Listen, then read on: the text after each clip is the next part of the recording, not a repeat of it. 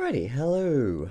Hey, welcome to another stream of Lyre Edit. There we go. Now I'm a little shorter. Good, good. I think we're all set up. I can hear myself. Good.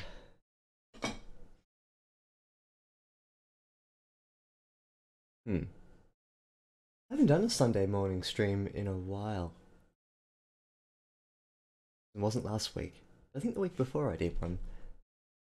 Anyway, I think this will be maybe one of the last streams of me writing this story. I may choose something different for Thursday.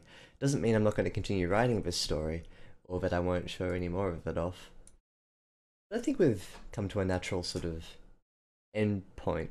I've written 3.2 words. So, where we got up to last time was the first... No, it was the first encounter. Or at least the primer for the first encounter. We've got Spark and Echo who crash land on the shore of... opposite shore of the bay.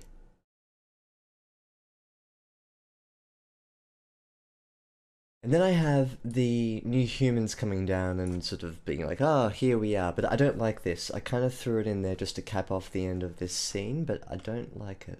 So I think today I'm going to go back through this scene a little bit, work on it, push it forward and just write some more. Yes, morning Herringbone. Always good to see you being Thirst. And Real Psycho, hello. Good to see you. That's okay. Hope you feel better soon. You know that your presence here is always appreciated.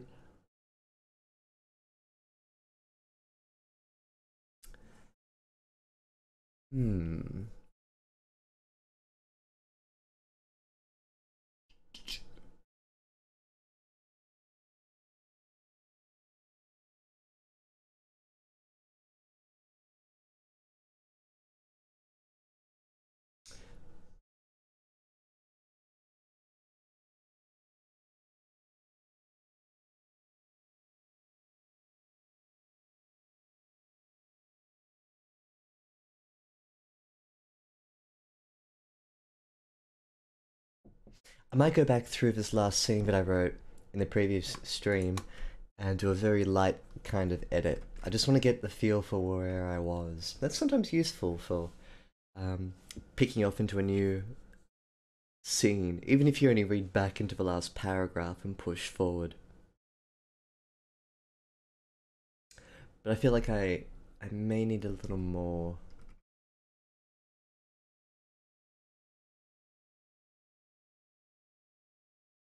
So I'll do a very light edit. Maybe it'll just be me reading it out. I don't really want to sort of pick it apart too much, because it's still quite fresh.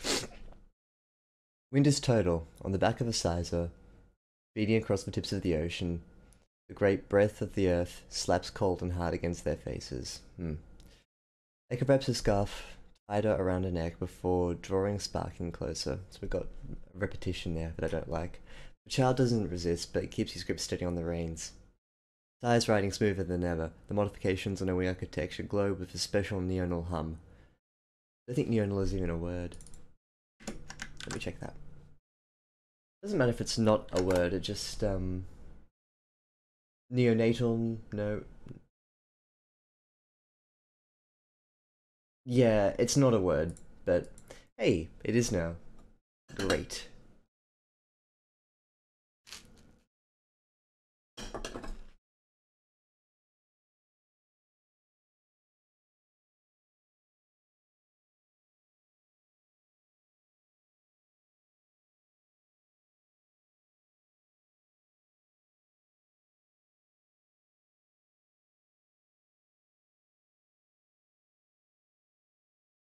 That's a run-on sentence, but I think it's okay. The mechanical beast takes him safely away from their side of the bay and into the world ahead. Eka turns, spies their little home bleed into the colour of the hills like a pinhead lost in a multicoloured ink spill, going gone to nothing.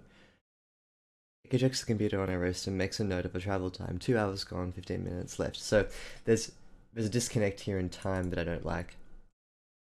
Just as the egg dwellers promised. But I think today I want to do a bit more writing than editing.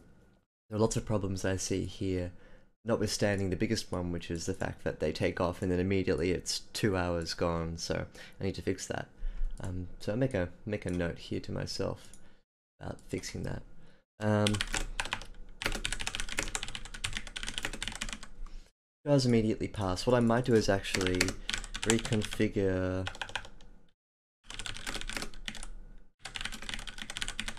the above paragraph so that it's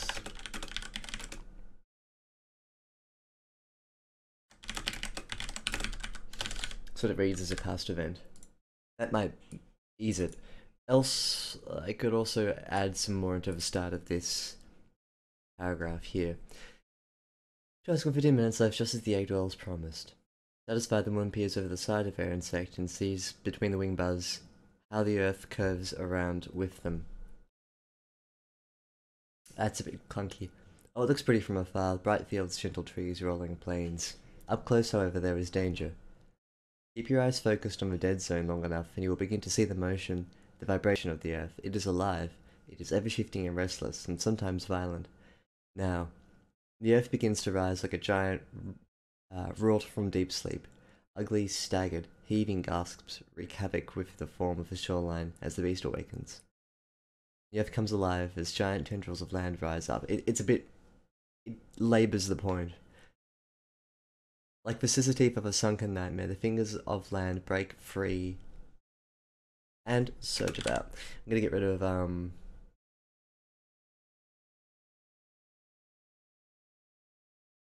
this. Yeah. Cliffs break and crash into the ocean. Fairy planes twist and turn as the skin of the earth comes alive in horror. Maybe the organism that spans the total shell of this earth hates her very own existence, the suicidal Gaia. How sad. Eka feels her heart squeeze dry as the creature lumbers about, blind, pointless. This I can push back into these descriptions here, so it's sort of like I need to lay down the groundwork for establishing the emotion of this creature. Ugly, staggered, heaving, havoc, scissor teeth, nightmare, breaking free, twisting, horror. So I've kind of already done it. You see, like, the word choices here have pushed forward into this sort of conclusion. I think I did a decent job of it. It could be a bit tighter.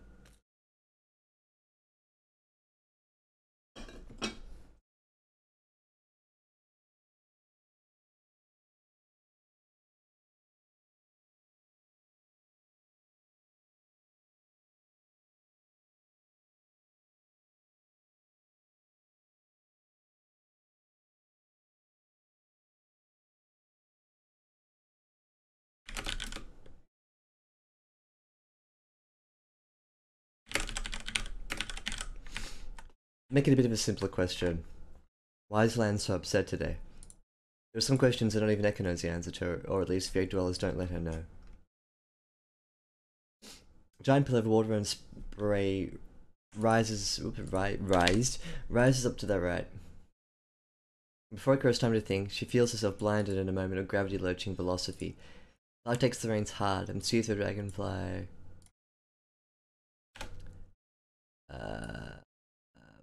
to avoid the spray, or to escape the spray. Wiping the ocean from her face, Eka turns and spies the underlying shadow behind the enormous pillar of water. Dark tendril of salty dark earth, a piece of bay floor rising tall and defiant. The dragonfly corrects course and steers around the mass of the monster, cutting high above the purple waters in case another piece of earth decides to take a swipe at them. Too late for it to be purple, I'm just going to keep it blue.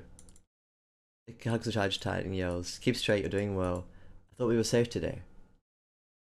Safe now, cruising high above the pillar, which stands lost like a piece of land locked in the middle of a lake. Eka stares the beast down. This shouldn't have happened, not today. So it's a bit light.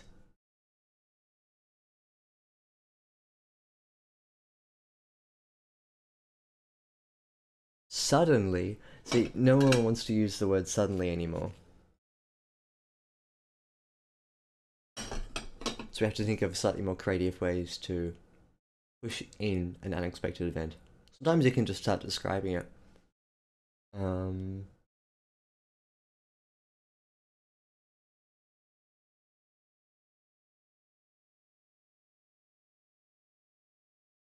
Graham Greene did it really well with there's a point in The Quiet American, which is a really good book.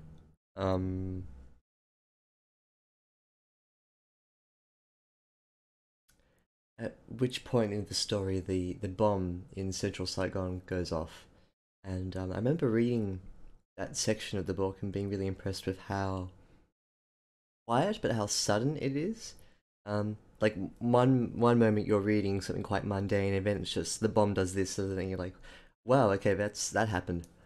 It's a really nice way to sort of press it in and just let it sit. Mm. It's a piece referred to in the next paragraph as water jet. Yeah, it is, but I don't think I got the image across quite well. It's sort of like it's a monster that parts the water, so it should be like a big piece of sticky land underneath.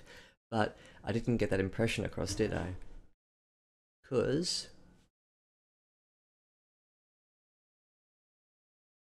uh, I'll read it through again and we'll see if we can fix it. Um,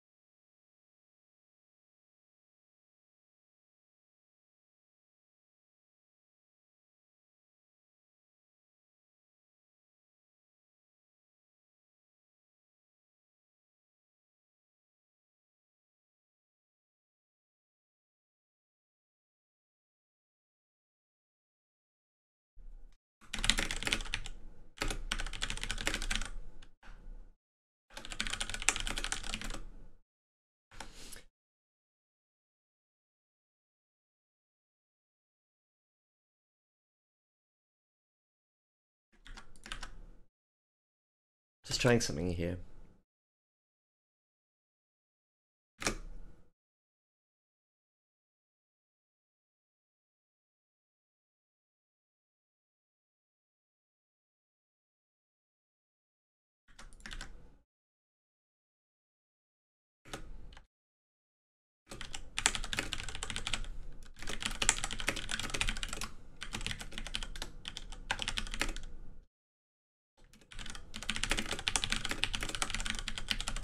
Hey, Poke Addict.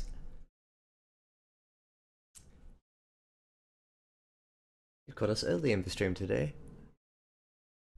The rogue wave crash. Let me reconfigure this and see if I have it right.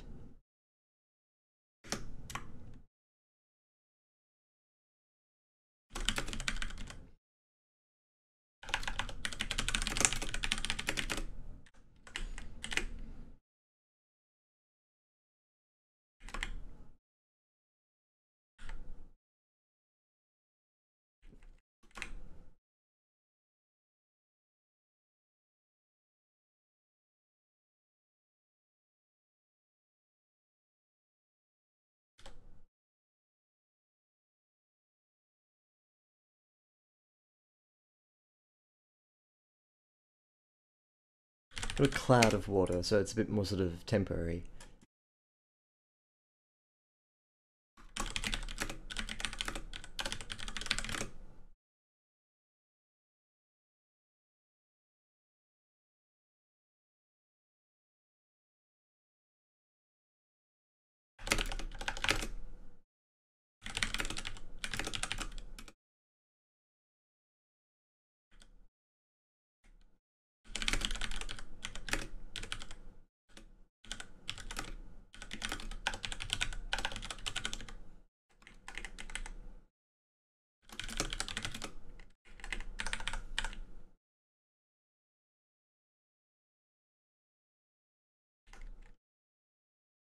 And all too quickly everything turns. Before Echo has time to think, she finds herself blinded in a moment of gravity-lurching velocity. Spark takes the reins hard and steers the dragonfly down, violent, and only then does Echo afford herself a moment of understanding. She watches in horror as a giant pillar of water and spray rises up to their right. Wiping the ocean from her face, Echo spies the underlying shadow behind the cloud of water. One sec.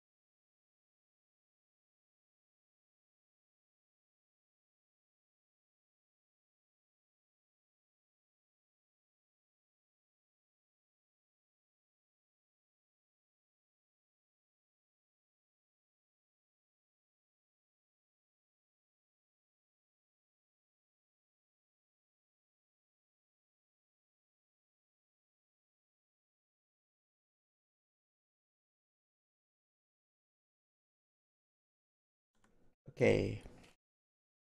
So what I changed here, I introduced a small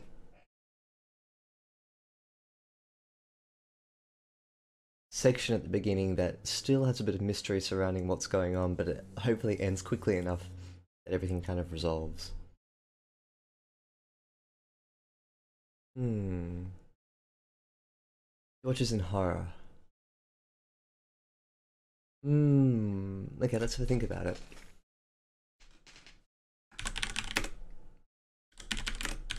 But horror takes hold as a giant pillar of water rises up to the right. That still implies that Echo is experiencing it. Echo affords us a moment of understanding. Horror takes hold as a giant pillar. Yep. Tell me what you think about horror takes hold.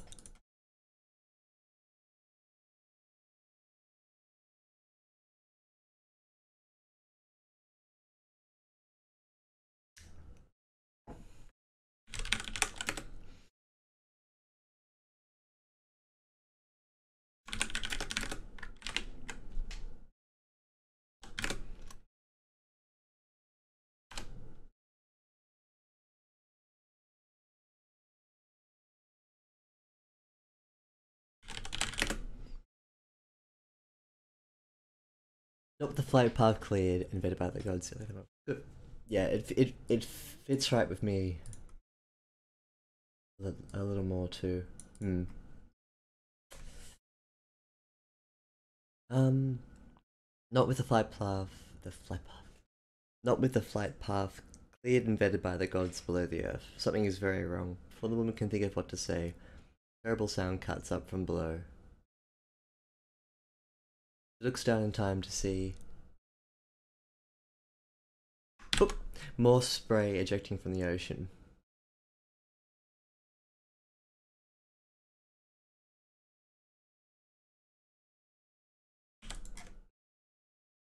More spray ejects from the ocean, more monstrous limbs appear, more and more, so many until the ocean below,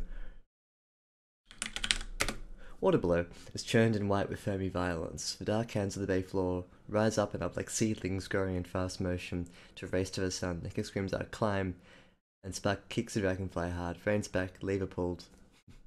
I haven't really described the mechanics of this beast, but kind of don't care. Steam spewing from the lateral vents as the creature kicks into overdrive and soars up and up. Against the steep force, Eki chances to look over her shoulder and watches the monsters. It's a single, I guess, yeah. Approach faster, cutting the air. They can't escape the monster's wrath.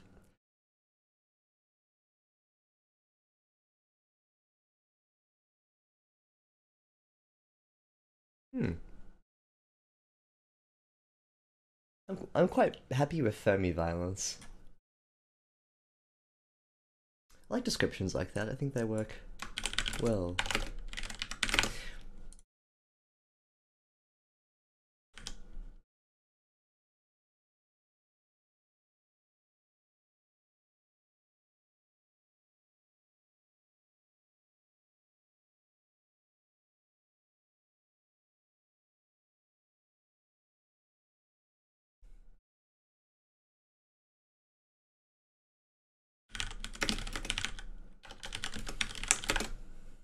Grow and grow, rising up like seedlings.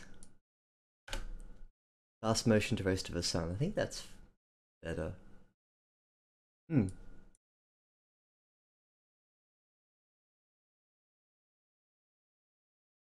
Hmm.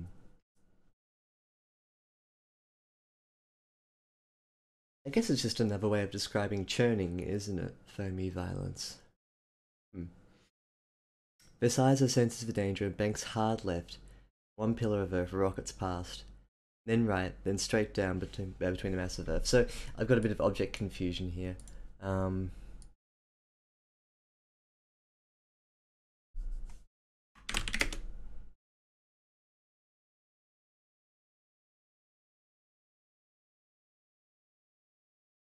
I don't really want to use things to deal life.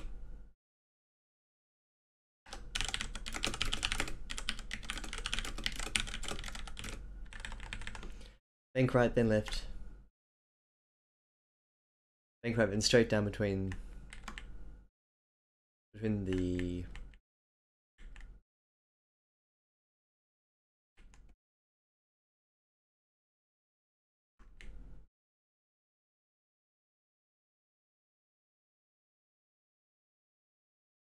mass of earth is fine.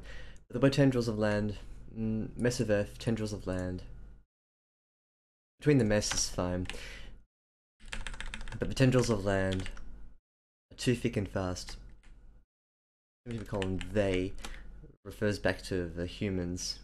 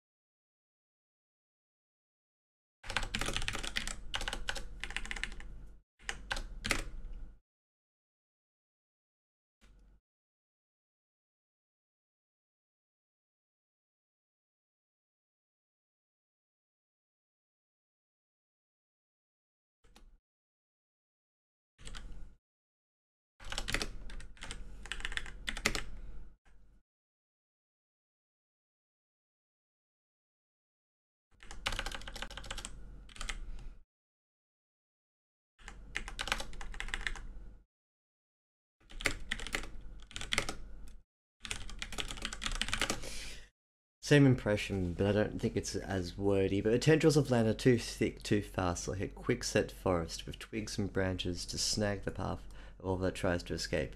This is a bit of a dead weight at the back, but I'll leave it. I'm not too concerned about it. It wraps her arms around Spark as a child yells in fear, knuckles wide around the reins. Earth catches the wings of her dragonfly, and the creature buckles hard, violent, lurching towards the clear patches of sky or sea or whatever free path stands before them. Gravity tumbles them over, tosses for life around as the humans and their steed catapult in chaos through the revolting earth. Um, revolt is in revolution. I think it's spelled the same way. Let me check.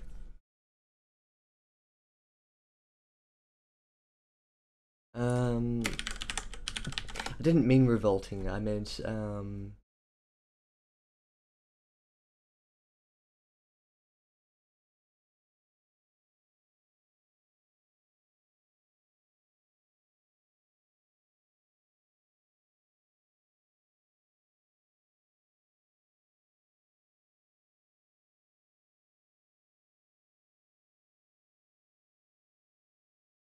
revolting could work, I guess. Hmm. Hey, Miak. How are you? I'm just doing a light edit of the story that I was working through over the last couple of streams, at least the last part, with the intention of finishing this and writing more today.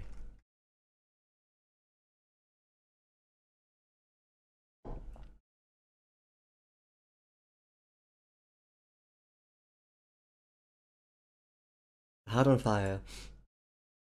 I could taste the wash of adrenaline, sees the shoreline tumble into view, and doesn't have enough time to guess how long they have until the dragonfly scrapes along the shoreline like a meteor kissing new earth. Sand and shrubs fly away in great chunks as they slow to a standstill.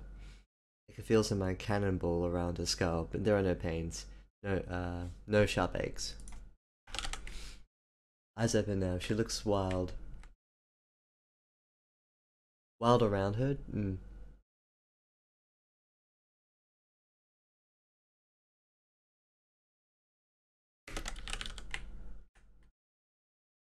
She looks about wild, expecting more of her on earth to come crashing down upon her. Looks, sees the mess of tendrils and arms flail about in the bay like an army of octopi.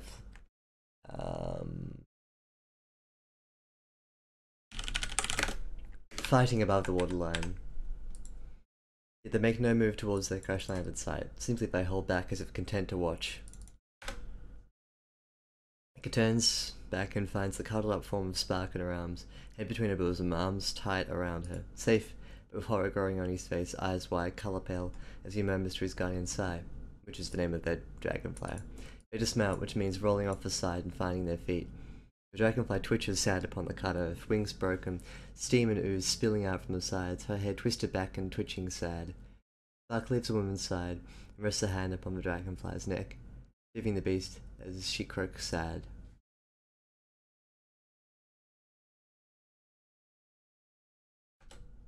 Go to sad. Maybe there is no hope for the creature. Spark turns and pleads with Faker silent. Silently, but I like using silent instead of.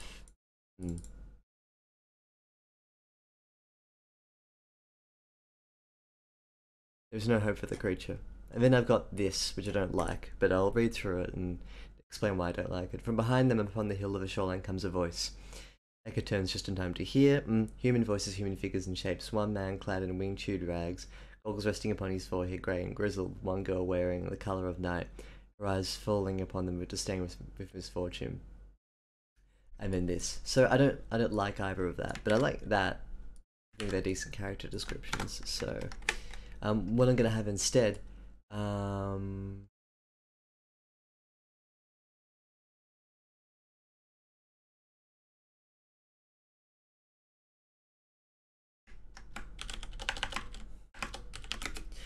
I don't think Sai is going to die.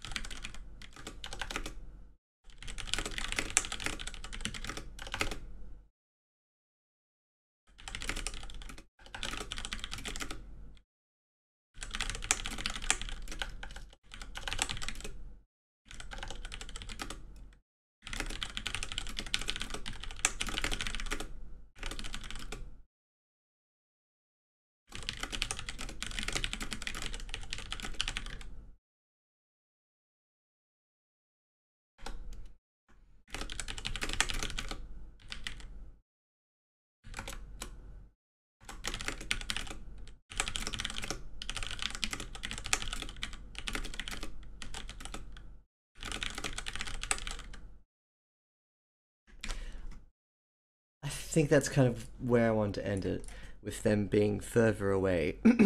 Now, that's maybe a bit atypical. What I had before is most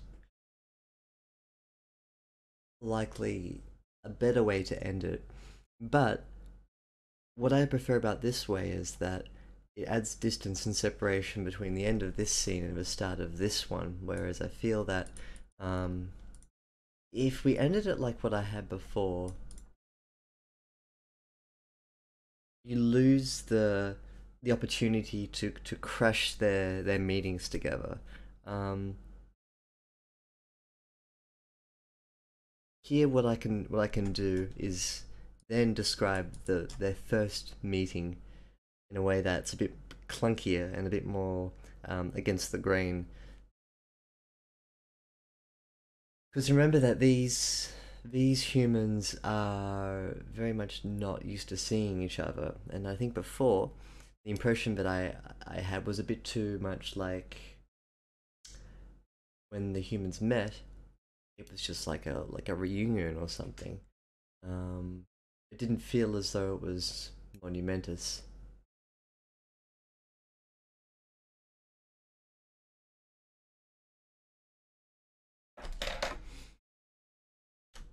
So let's go for it. Let's see what I can make here. It's gonna be a bit messy, and I haven't fully thought of what it is that I want, but we'll see what happens.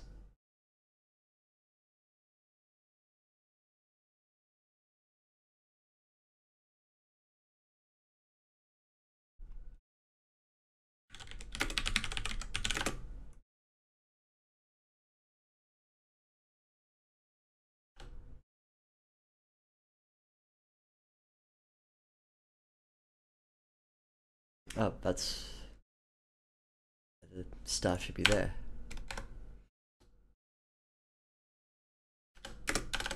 Yep, that's better.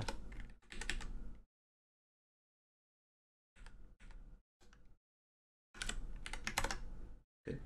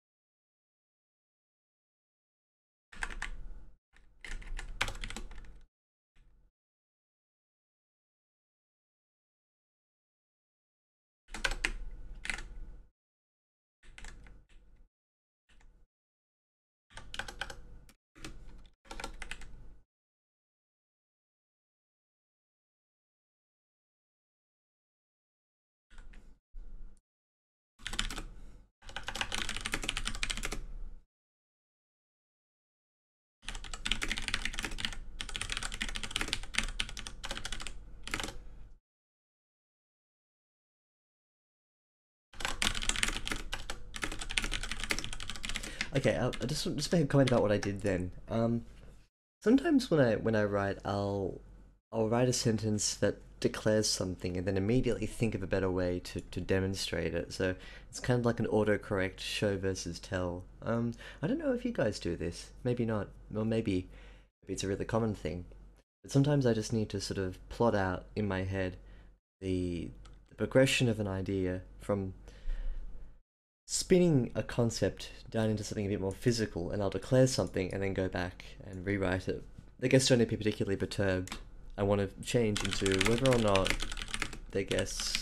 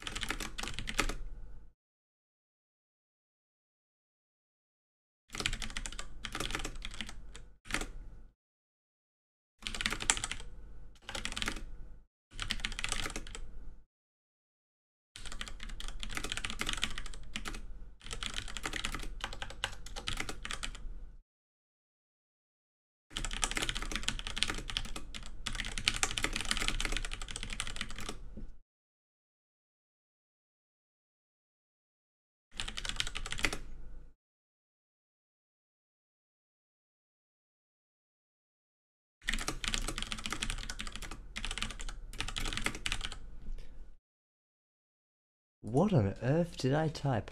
Solelion. How did Solelyon Solelyon? How did I even type that? Oh, I threw in an extra O. Okay, yeah.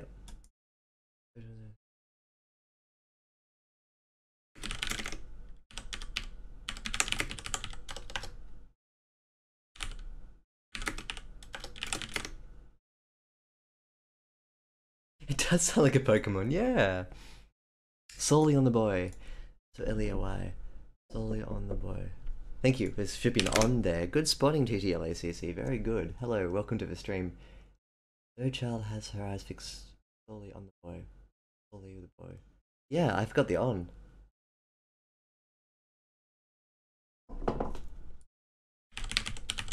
That's it. It was. I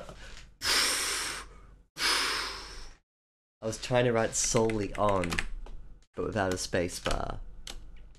It all makes sense now. It all makes sense. Now this is.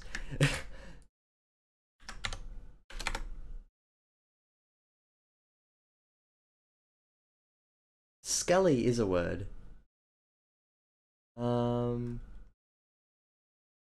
It is a word. Let me find it. Hang on.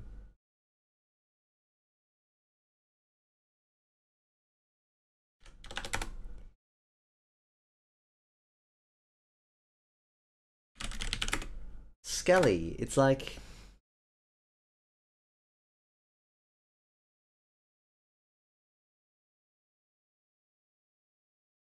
You know, it's like sculling about. I think it's a British word. Hmm. Did you have morning dose of honey yet? No, I didn't.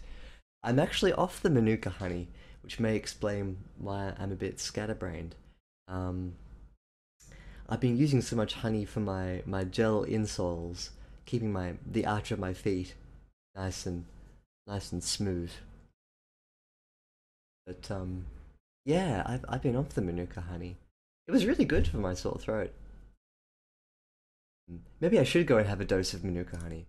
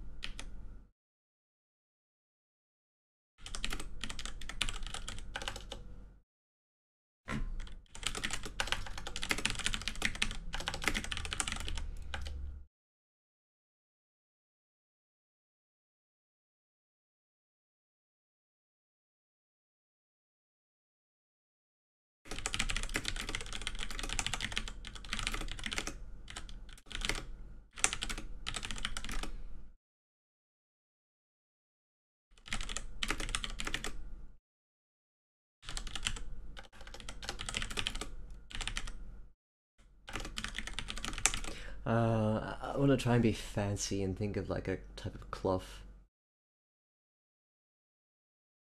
It could be silk. Like they could have silk farms back at the house. I'm gonna put silk.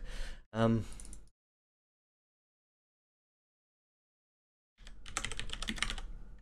I'm gonna make a note to myself later just to push that detail back up.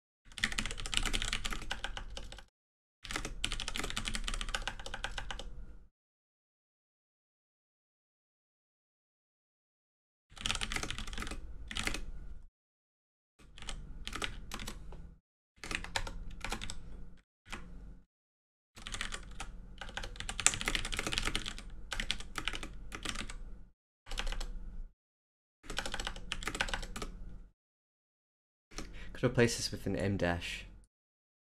Um, Outrider taught me the shortcut key for that once, but I forgot it. So for now it'll remain a hyphen.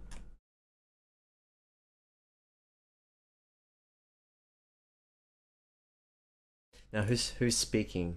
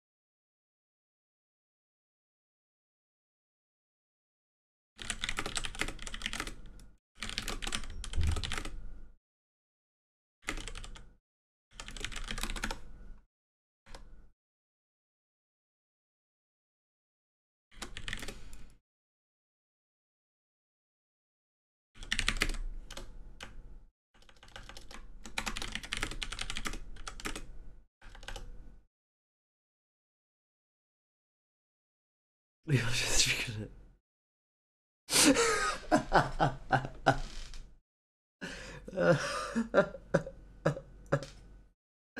Oh, Jesus.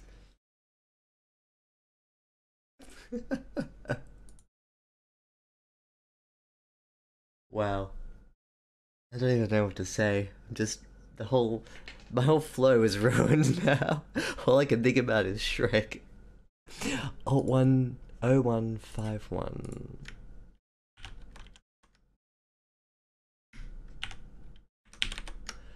I don't know how to do these codes, like Alt 0151 Alt 0151. I've never been able to like figure out how to execute those codes. Hmm. A Shakespeare story. No, don't worry about it. It's all good.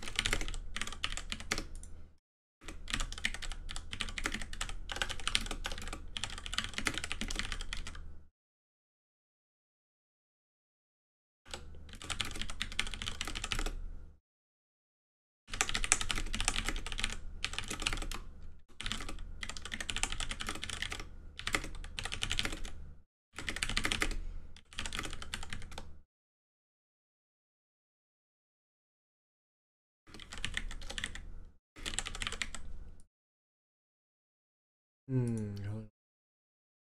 Hold on to Alt. Oh, it may be a number lock thing. Hang on. I haven't got a number lock. Maybe it's Alt. It doesn't seem to work for me. Isn't that weird? Is it a Google Docs thing, maybe? No, that's weird. Does my Alt key not work?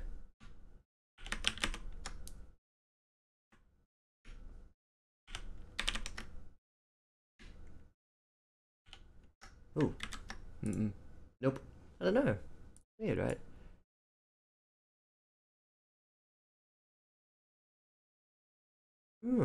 In Google Docs? What's this? Review suggested edit.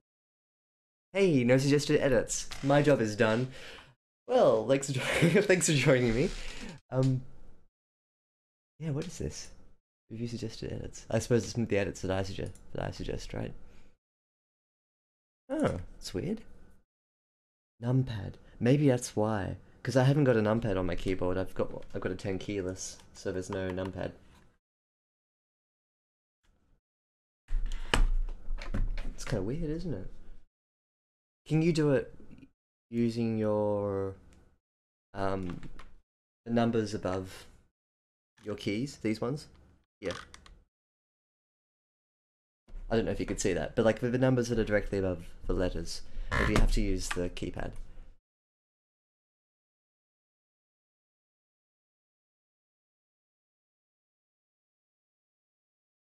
Oh, okay, cool. So you can add like an M dash modifier in. That's really cool.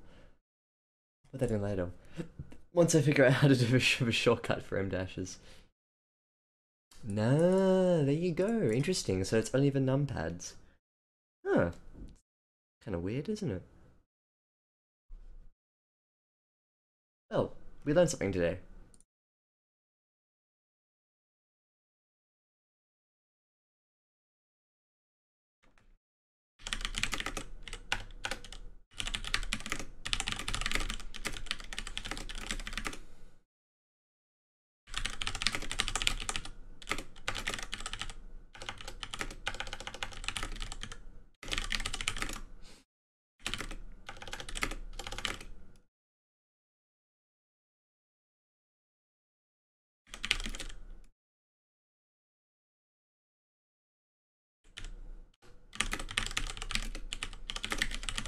One thing I need to do is to reaffirm this gift for Silk.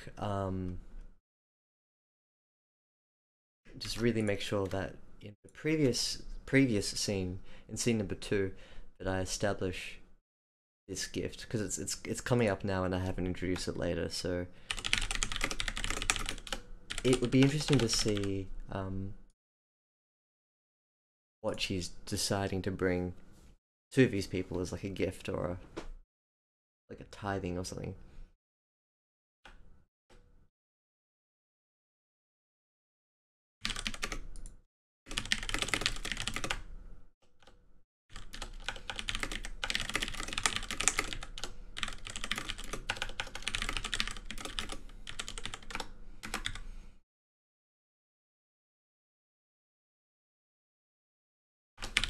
I'm just gonna call him the wizard.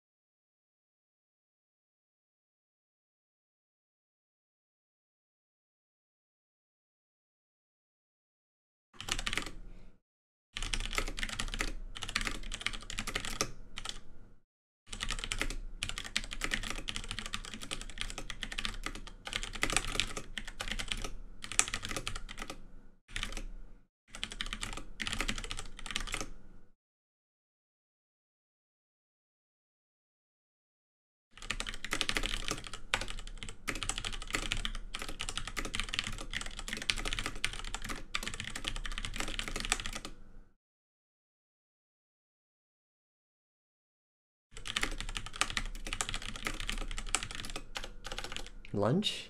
Lungs.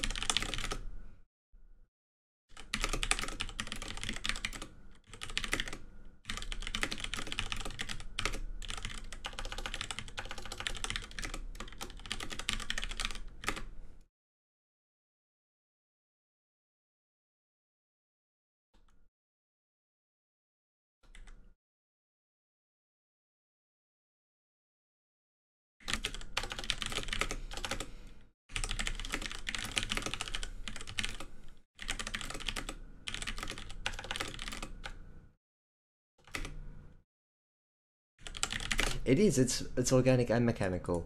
I raised it a little bit in the last section here, where and I think in the section before it as well, where Spark and Sai, the dragonfly, are sort of interacting with each other. Mostly, it's a giant horse plus size dragonfly, which can take two people and fly them around like an aircraft. It's fairly light because it's still a dragonfly, but yeah, it's organic and mechanical. What might be good to do is to introduce a sound. Like steam is fine, but I've got gurgling and hissing.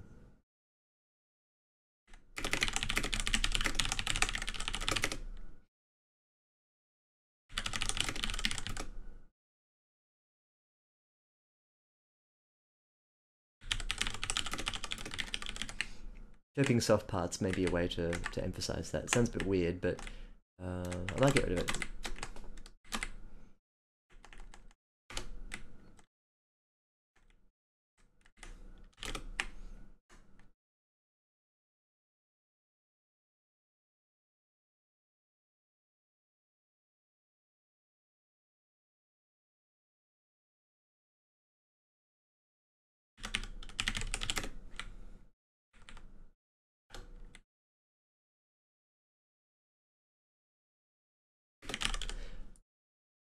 Looking soft? Hmm.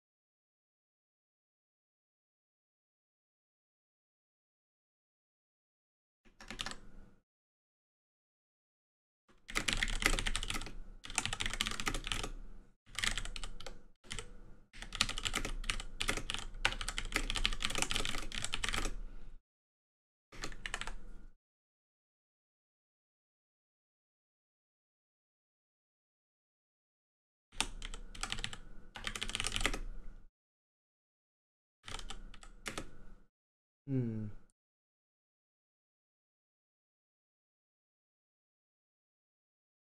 One thing I want to change.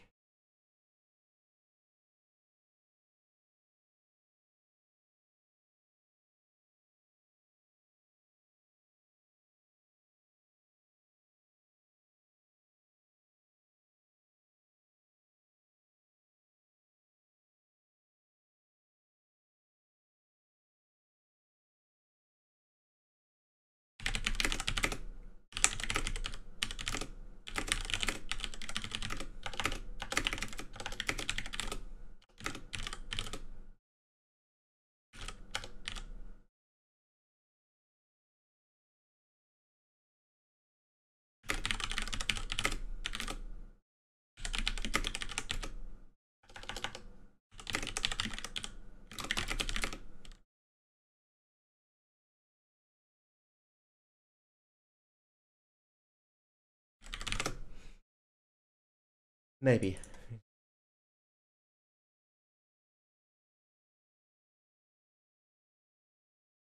Puts a bit of sort of heroism in there. So that the dragonfly makes an effort to protect Spark and Echo. And that way they can kind of return the emotion a bit later.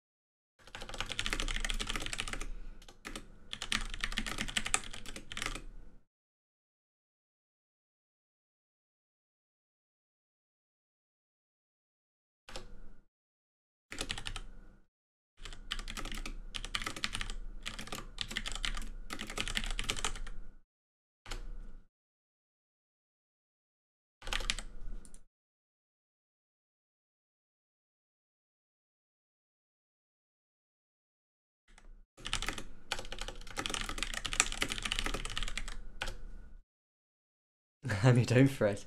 I was fretting. I was having a low grade panic attack at Ryder SG. I thought, where is that Ryder? Where is he? The panic was rising, and there you came. Alleviate my panic. Welcome. How are you doing? I don't want the plural of mouths. I want mouths, the verb.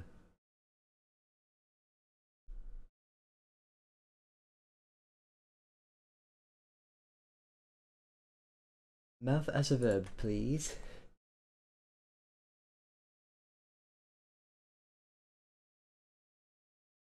Oh, mouths. Hey, there we go.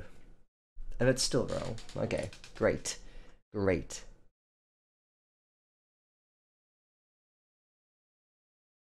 I don't know how to spell this word. Mouths. Like, he mouths off to her. Mouth. Mouth. I don't know if it's spelled with an ES or an S. Somebody help me! F spell check. Very nice. Yeah, I think it's with an S, right? It's the pain from Life Pound Inside. Version 1. Good question. Hmm. It's probably a physical one, I suppose, from having carried the dragonfly, but it could also be emotional too. It could bleed over from one into the other. It could feel the life pound inside her lungs. Um, hmm. Tell you what.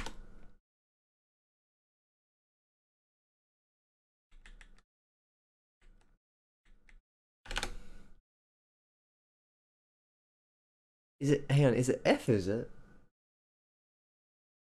MOUFS?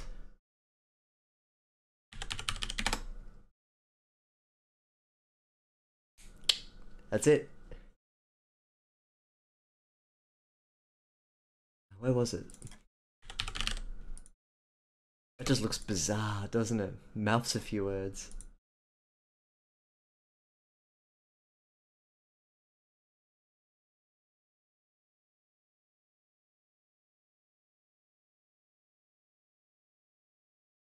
I dialect spelling of mouths. What is an I dialect? Non-standard spellings.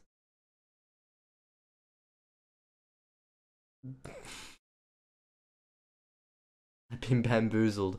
I moves. I'm so confused now.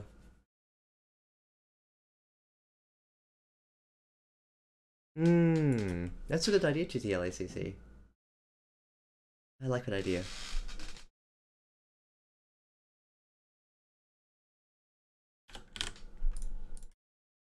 You know what? I don't care anymore. I'm gonna change the word. He presses the his phone against murmurs a few words. There. Now no one can get it wrong. Um.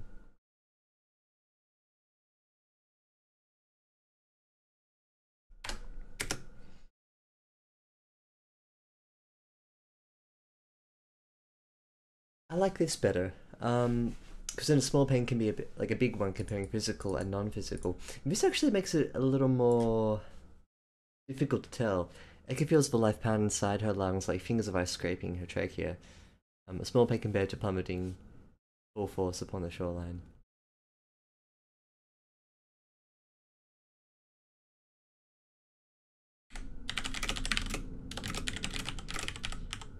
Okay, Eka bends over hands on knees, body language demonstrating fatigue. She feels the life pound inside her lungs like fingers of ice scraping her trachea. Physical exhaustion. A small pain compared to plummeting with full force upon the shoreline. Mental exhaustion or like emotional sympathy. Murmurers, no. I 100% know that that's wrong. Okay, yeah, it's um Wiktionary told me that as well. Hang on, let me show you what mouths.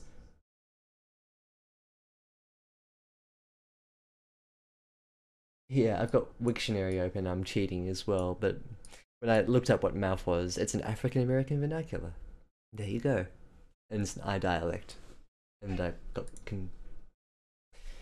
distracted by I dialects. You get your mind out of the gutter at Ryder SG, honestly. Give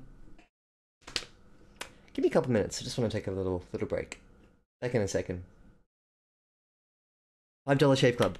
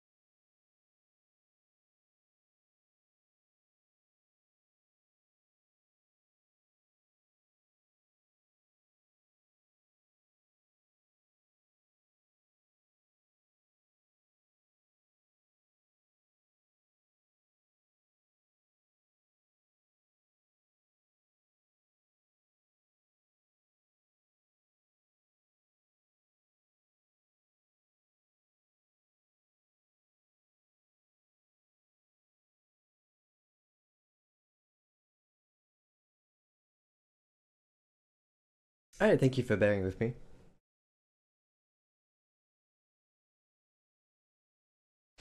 I was thinking that one of the downsides of riding by the seat of your pants without a prior plan is that you develop new ideas as you go along, and I mean that would happen regardless.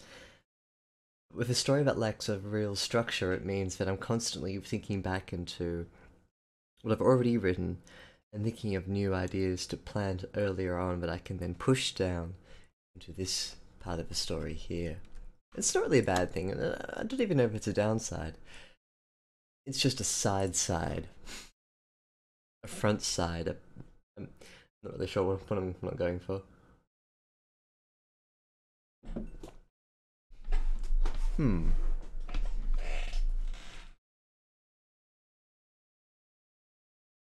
A side angle. Yeah, sort of. I think that's a good way to think about it. Because, as I said, it would happen regardless of even if you have these wonderful plans for your story, and even if you plotted out bit by bit what was going on, you'd still think of new stuff. It slows you down to the bit. I'm already slow.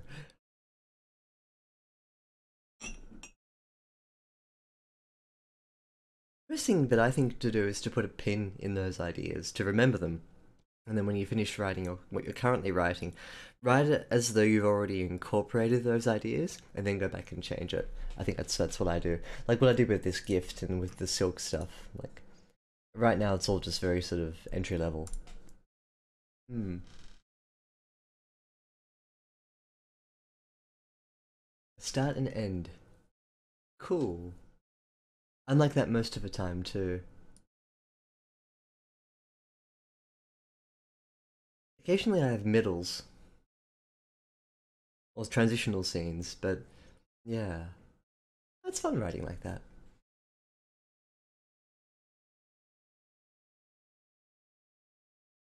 Where was I?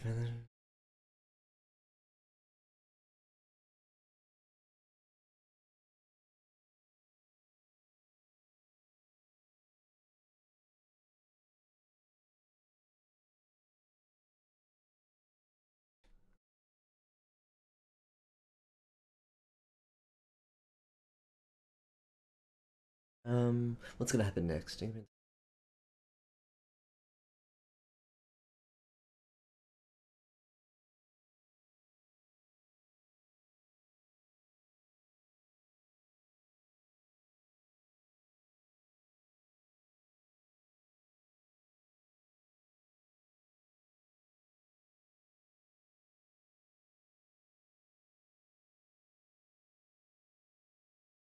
think I gave them names. So there's Ior and the first time I mentioned her name.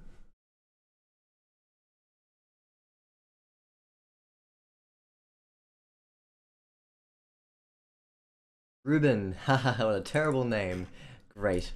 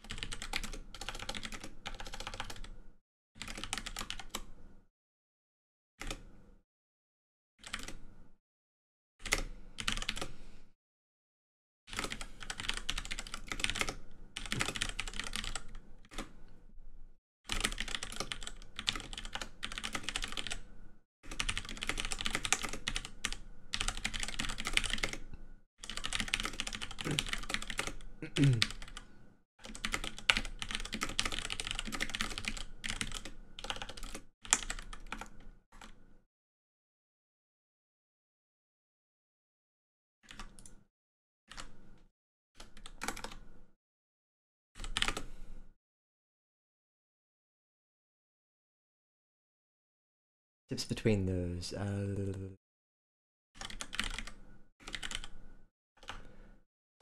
Where are we?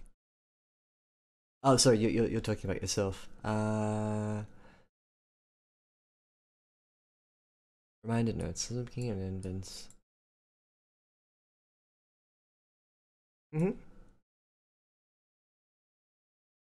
That's interesting. So you sort of like you add nodes between them, and the distances between your events become smaller and smaller. That's a really interesting way to do it.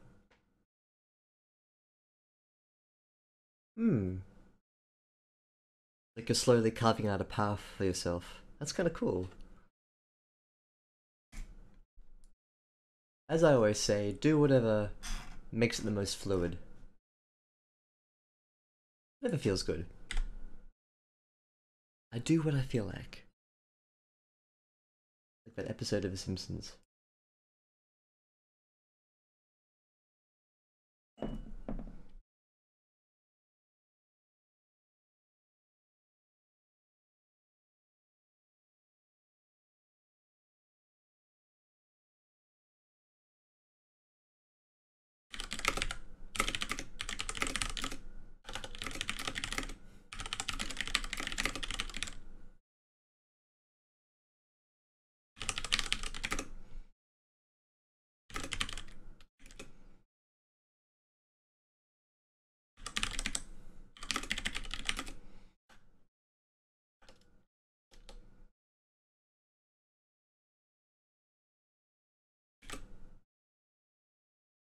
Did I describe what she's wearing?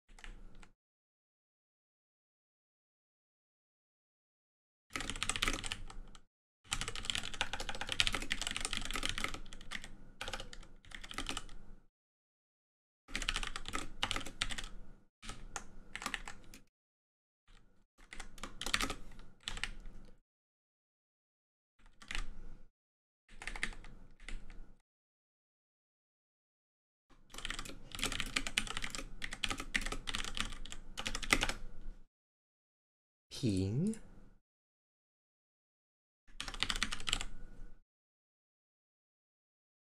Did I write that somewhere?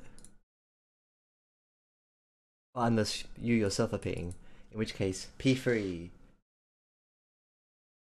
Just don't make a mess. Or do. I can't tell you what to do.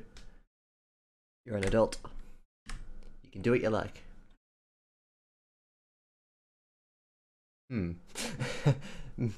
Don't take that advice too literally. Oh, it turns the most fluid.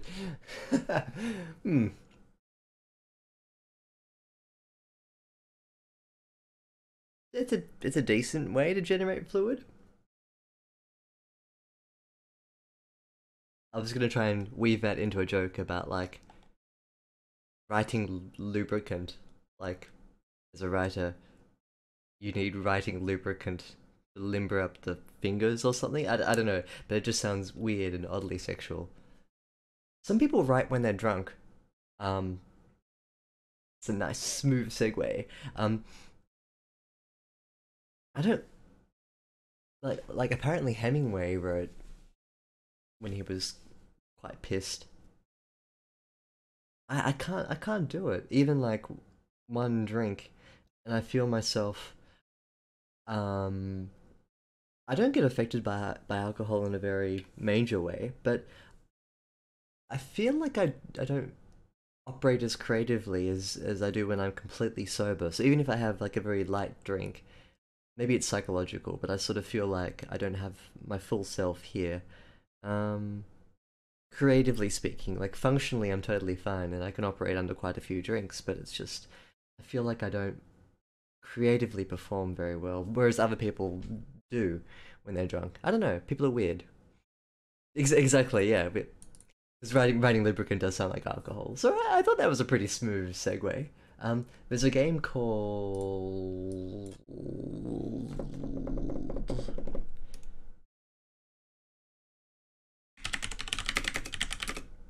an analog a hate story. Um,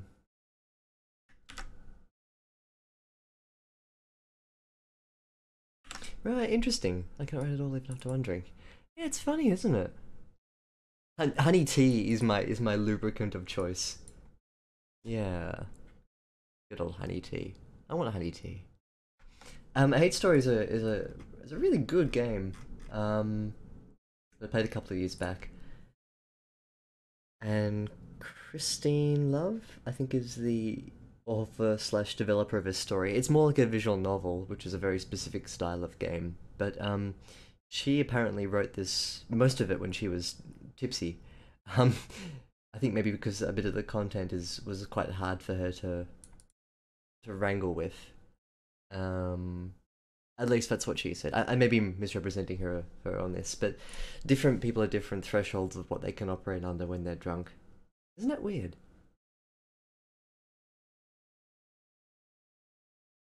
Caffeine, on the other hand, may be a bit easier to work with. But you can get over caffeinated too. Hmm.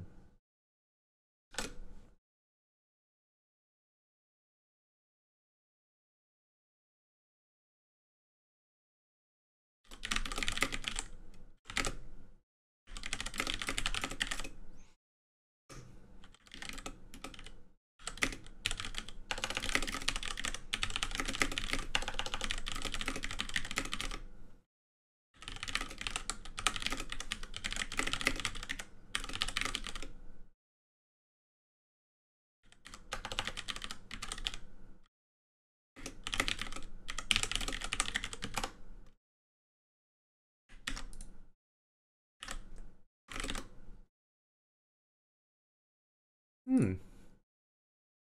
It's definitely healthier.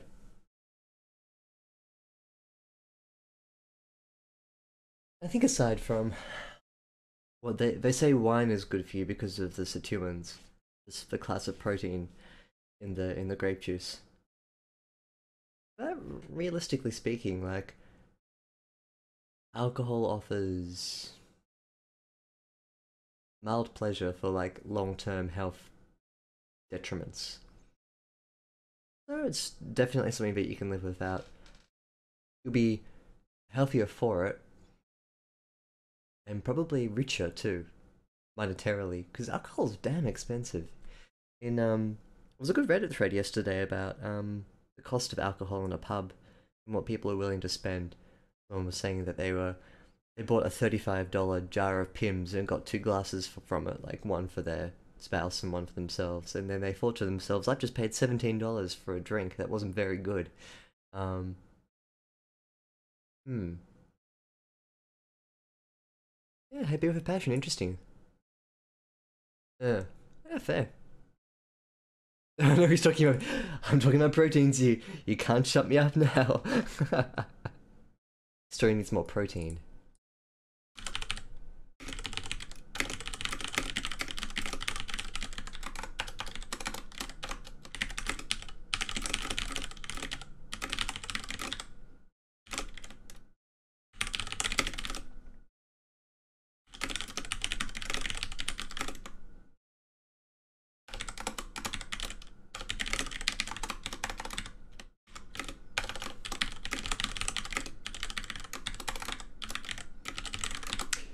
Okay, I think this is going somewhere good.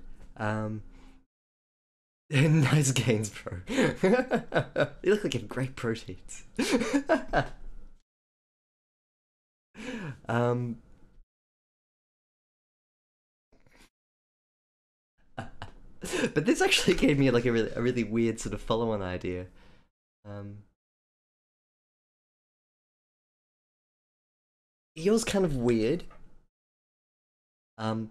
Not like spooky, quirky girl weird, but just like the kind of creature you'd be if you were isolated from humans for most of your life and you lived with an old man whose touch with reality was somewhat wavering, which I'll introduce a bit later. Ruben's been pretty functional up until now, but I think he'll sort of slip off the deep end. Not in a nasty way, just in sort of like a head in the clouds, old man wizard kind of way. Um, and so Eeyore's gonna be weird. I'm gonna call it Eeyore, not Eeyore, not like the donkey from Winnie the Pooh. Um, I just the donkey from Winnie the Pooh, Eeyore, and Donkey from Shrek. I feel like they would be like this is a crossover that should happen. Someone needs to get DreamWorks on the phone. We've got an idea to pitch to them. Winnie the Pooh crossover with Shrek. Hmm. Mainly just for the donkeys. Like that's all we need. We don't need Shrek and we don't need Winnie the Pooh. We just need the two donkeys to come together. This could happen.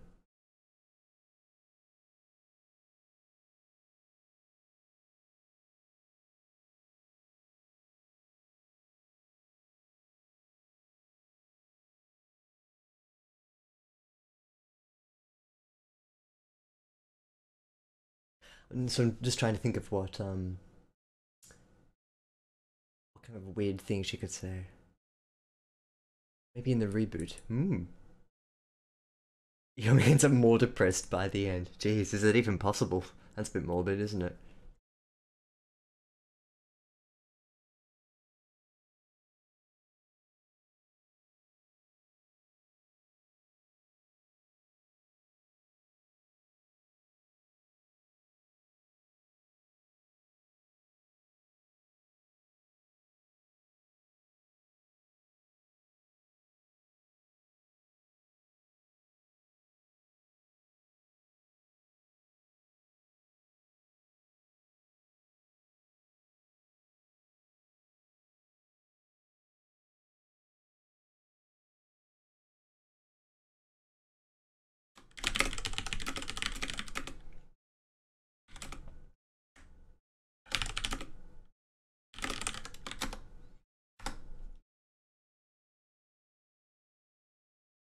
Hmm. What happens to Donkey after? Does he get even more happy and excitable? Hmm. Hmm. Interesting. Plop it into Discord. But I wanna watch that.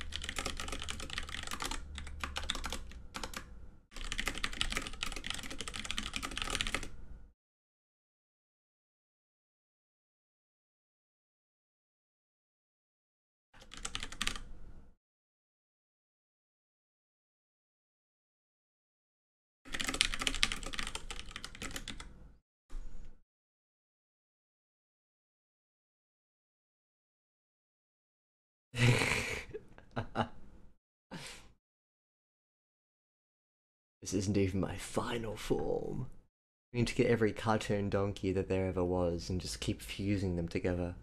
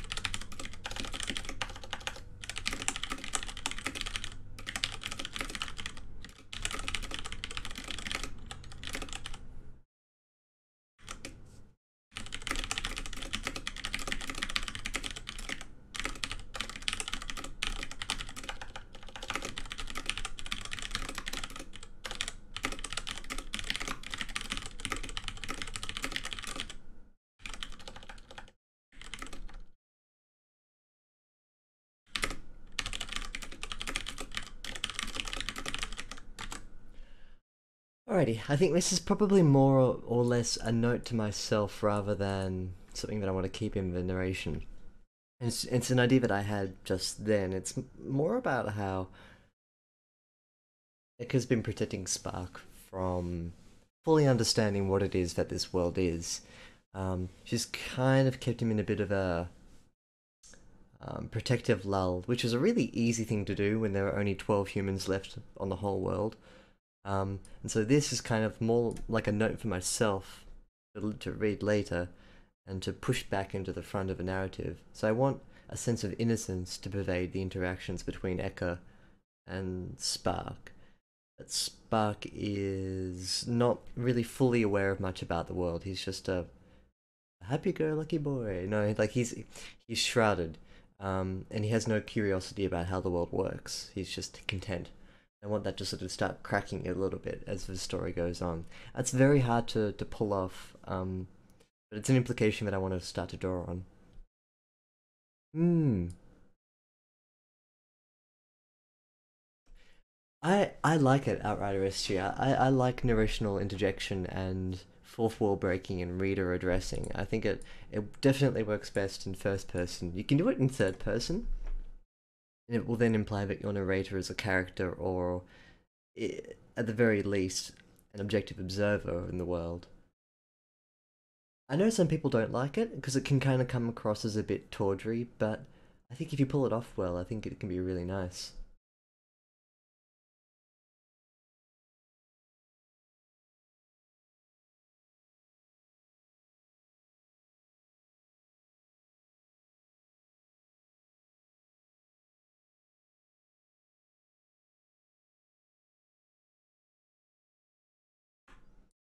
How many words have I done?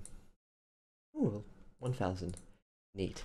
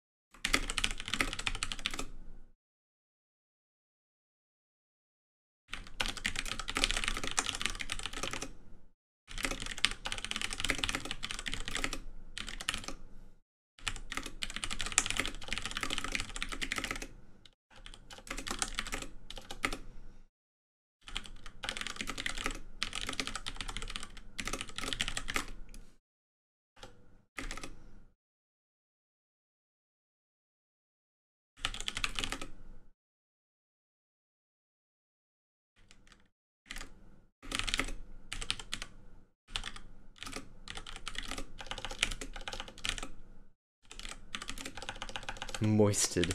Hoisted.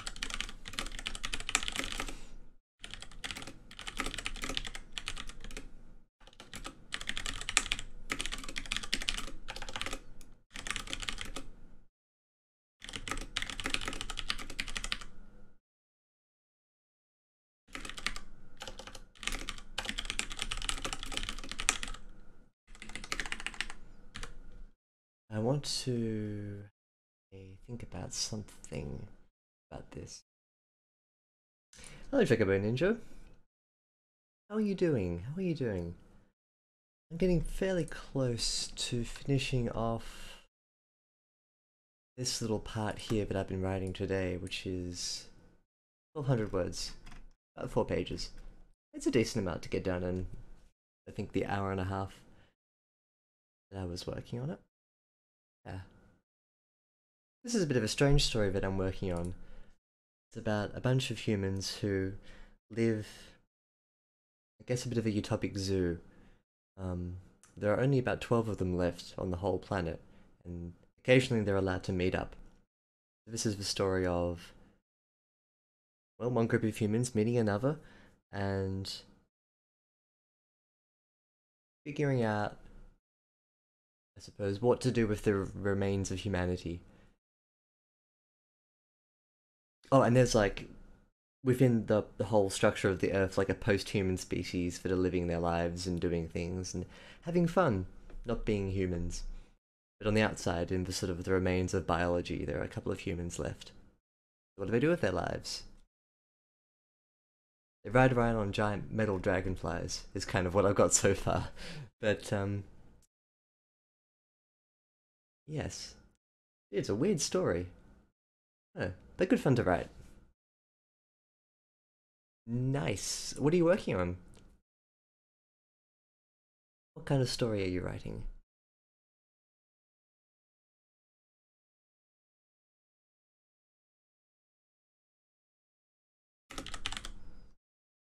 Eka has to sit down.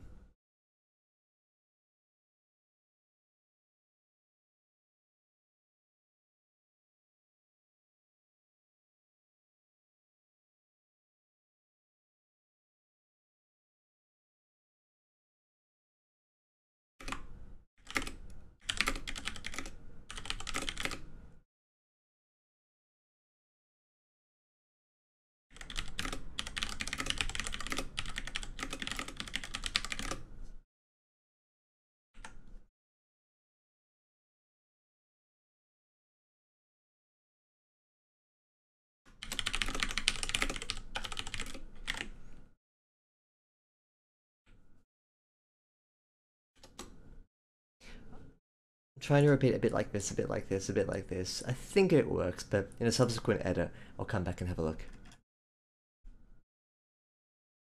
That sounds cool.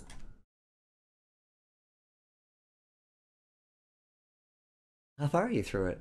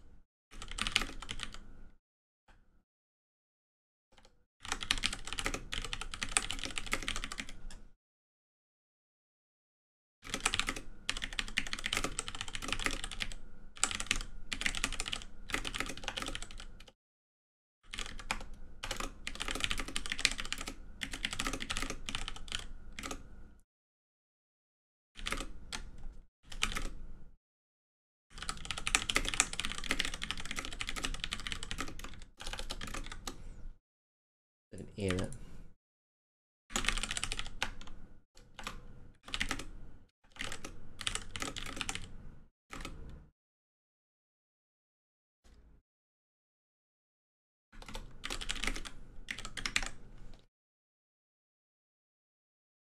I think I'll stop there. I've got enough to sort of work with next time and for where the story is going to go. What's going to happen next in the story is Spark and Eeyore will get closer. They'll have a few more conversations, and I think Eeyore will do a couple of things with Spark. She will show him a couple of the other humans via their own telecommunication lines. I sort of feel like they've got a bit of a closed sort of node kind of network where only some humans are allowed to talk to other humans. What I also want to do is introduce a scene later on where Eeyore plugs directly into the biology of the Earth, which sounds a bit weird, but I want her to sort of show Spark how to do this as well.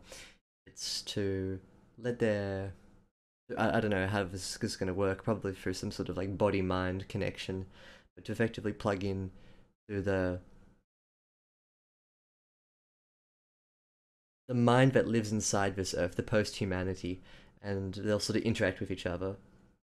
I then want, through that connection, Spark to re-meet Dory, who I just sort of place named the girl that he plays the game with, the game where they have their um, metal or wooden rods and they try to sort of hit the target first.